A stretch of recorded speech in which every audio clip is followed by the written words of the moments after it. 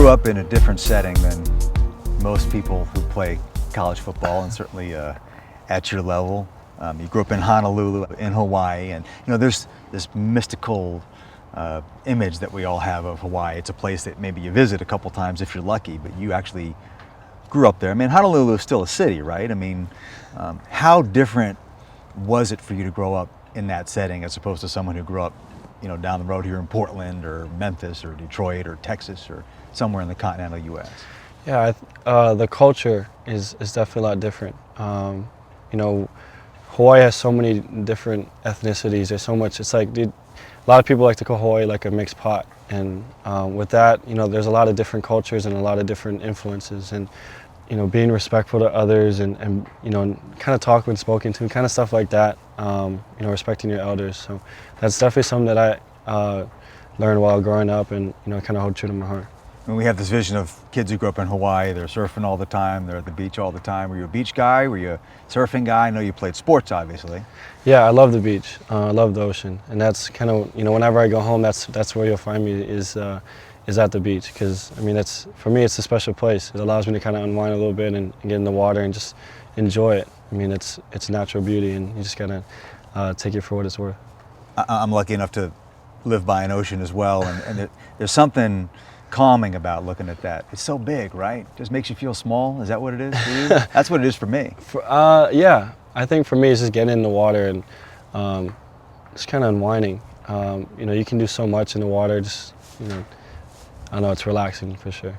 I mentioned your Polynesian roots. That's a reference to your dad, Toa, who grew up in American Samoa.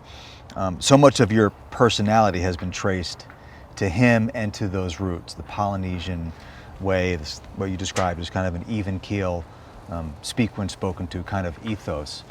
Explain to me his influence on you and the relationship between coming up amidst that environment and being the kid that you are right now, the young man that you are right now. Yeah, he's, alongside my mom, those are the two greatest influences on who I am. And, my dad's the same way. He's quiet, he's reserved, he's very observant.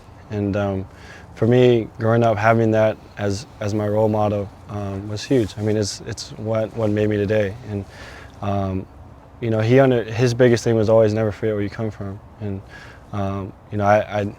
that's definitely one of my standards of living. Is just never forget where you come from. You understand that you represent much more than yourself. And being able to have that, it's just truly a blessing. There have not been a lot of Hawaiian professional athletes, professional football players, never a great quarterback from Hawaii. Do you feel like you carry a special burden that you're representing your homeland, your home state in that regard? I wouldn't say I carry a burden. I just understand that,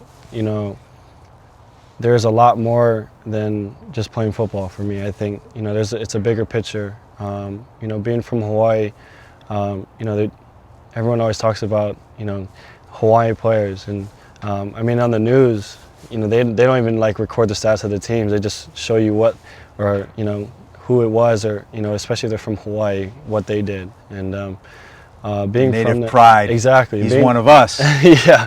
So being from that, you understand that you represent much more than yourself, and you always got to find ways to represent that in a good way. It's well known about you, Marcus, that you did not even start for your high school team until you were a senior. You had to wait a couple of years. You had a very good quarterback in front of you who was an all-state caliber quarterback. How hard was that for you to wait your turn? It's tough. As an athlete, you don't ever like to just sit and watch. And, for me, just kind of going through that adversity a little bit, helped me be prepared for coming here. But at the same time, I really needed the support from my family to kind of get through that. And, again, just thankful for it. Could you have imagined during that time, were you dreaming during that time, aspiring during that time to be a professional football player? You're not even starting for your own high school, right? So, I know kids have dreams, I want to play in the NFL, but realistically, were you thinking, that's the track that I'm on and I still want to be on? Or are you thinking, I just want to play for my high school? Yeah, my dream has always been to play in the NFL. And, I did get a little dim during those times that I wasn't able to play. But my parents were always the ones that just said, look, follow your dreams. And, everything kind of happens for a reason. And, take it one step at a time and see where it takes you. I really trusted in that plan and trusted in what they believed in, and it really helped me out.